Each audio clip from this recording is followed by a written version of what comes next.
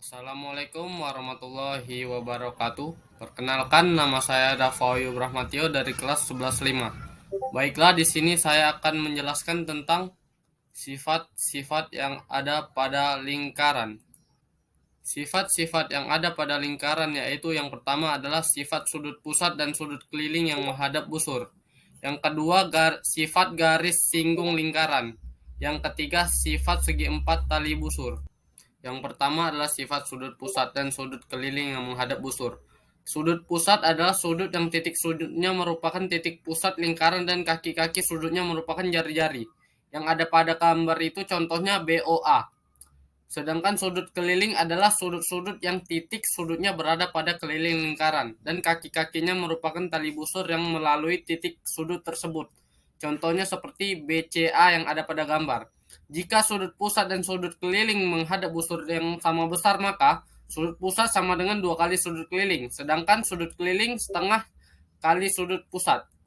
Yang kedua, sifat garis singgung lingkaran. Yang pertama adalah sifatnya garis singgung lingkaran tegak lurus dengan jari lingkaran di titik singgungnya. Ini contohnya adalah tegak lurus yang ada pada gambar.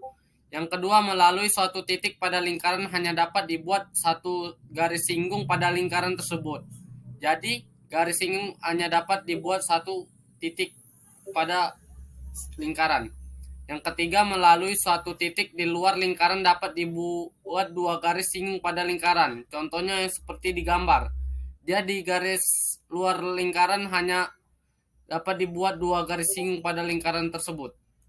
Yang keempat, apabila 2 garis singgung berpotongan pada suatu titik di luar lingkaran, maka jarak antara titik potong dengan titik singgung kedua garis singgung tersebut sama. Berarti apabila 2 garis singgung berpotongan, ini berpotongan pada suatu titik lingkaran, maka jarak antara titik potong dan titik singgung kedua garis singgung tersebut sama.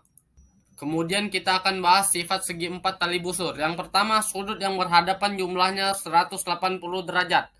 Contohnya seperti sudut B sama dengan sudut D, itu sama-sama 180 derajat. Yang kedua, pasang sudut memiliki besar yang sama. Contohnya adalah seperti.